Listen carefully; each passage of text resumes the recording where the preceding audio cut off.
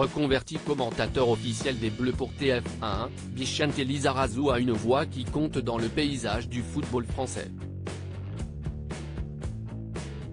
Le champion du monde 98, toujours en contact avec ses anciens coéquipiers, a évoqué sa relation avec le meilleur d'entre eux, Zinedine Zidane, auprès de Télé Loisirs. Des terrains d'entraînement bordant le château du Hayan à la longue avenue des Champs-Élysées, où les Bleus ont fêté leur Coupe du Monde 98, Vicente Lizarazu et Zinedine Zidane ont tout connu ensemble. Un duo complice auquel il fallait ajouter une troisième tête, celle de Christophe Dugarry, confident numéro 1 de l'ancien meneur de jeu de l'équipe de France. Lisa le Basque, Dugas le Bordelais et Zizou le Marseillais ont écrit quelques-unes des plus belles pages de l'histoire des Girondins de Bordeaux, alors qu'ils en étaient qu'au tout début de leur carrière professionnelle. C'est vrai qu'il y a quelque chose qui s'est créé entre nous sur le plan technique, sur le plan de l'amitié, on avait beaucoup de plaisir à jouer ensemble, s'est souvenu le petit gaucher sur le site du club. Cette connivence a débordé d'Aquitaine et a longtemps servi les intérêts de l'équipe nationale.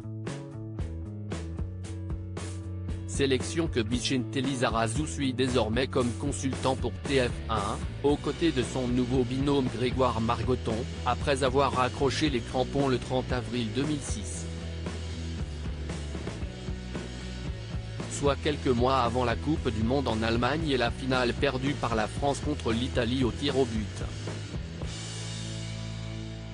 Mon travail était de le protéger des autres. Ce triste épisode a laissé un goût amer en bouche aux supporters tricolores, lesquels imaginent encore une toute autre issue si Zinedine Zidane était resté sur le terrain au lieu de s'essuyer le crâne sur le torse de Marco Materazzi.